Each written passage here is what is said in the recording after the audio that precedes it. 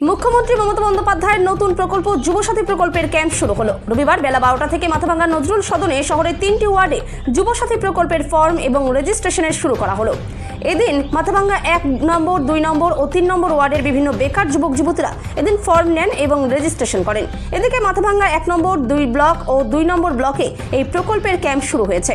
প্রশাসন সূত্রে জানা গেছে আগামী এপ্রিল মাস থেকে এই প্রকল্পের টাকা দেওয়া হবে বলে জানা গেছে। মাথাভাঙ্গা থেকে উৎপল অধিকারীর রিপোর্ট, বিগ নিউজ বাংলা। যুবশক্তি মমতার একটা নতুন প্রকল্প। এই বাজেটে অনেক প্রকল্পের সাথে এই প্রকল্পটাকে মমতা বাস্তবায়িত করতে চলেছে।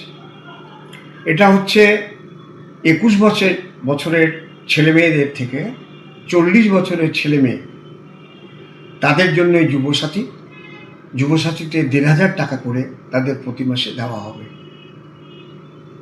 এটা এপ্রিল থেকে চালু হবে।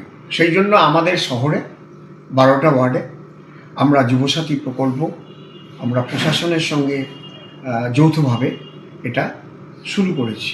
ফর্ম দেওয়া, এই ফর্মে যেটা আছে মাধ্যমিক পাস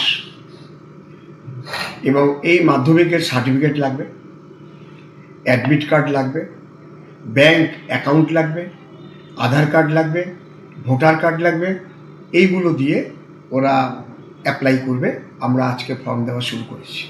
যারা যারা লক্ষ্মীর ভাণ্ডার পায় তারা একটা সরকারি প্রকল্পের টাকা পাচ্ছে, তারাও কি যুবসাথীতে আবেদন করতে পারবে? না, লক্ষ্মীর ভাণ্ডারটা 25 থেকে সম্ভবত শুরু। যারা লক্ষ্মীর ভাণ্ডারের আওতায় আছে তাদেরকে বোধহয় এটা দেওয়া যাবে না। কেমন সাড়া পেলেন আজকে আমরা যেটা করেছি 12টা ওয়ার্ডকে 3টা ওয়ার্ডে ভাগ করেছি। যেরকম আজকে 15 তারিখে আমরা শুরু করছি, সেটা হচ্ছে 1, 2, 3। কালকে 4, 5, 6, তারপরের দিন 7, 8, 9 এবং তারপরের দিন 10, 11, 12। 3টা করে ওয়ার্ড আমরা প্রত্যেক দিন দিচ্ছি। এই প্রকল্পটা ফর্ম দেওয়া নেওয়া চলবে 26 তারিখ অবধি। আমাদের আবার কিন্তু দ্বিতীয়বারের জন্য 19, 20, 21 আমরা কিন্তু এই আবার 1, 2, 3 শুরু হবে 19 তারিখে, আবার 2, 3, 4 শুরু হবে 20 তারিখে। এইভাবে দুবার করে আমরা ফর্ম নেব। আর শুধু আমাদের এখানে 22 তারিখ বন্ধ থাকছে রোববার, আর শেষ 3 দিন আমরা রেখেছি।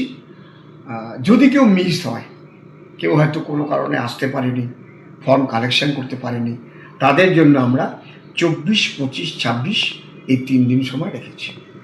ঠিক, এটা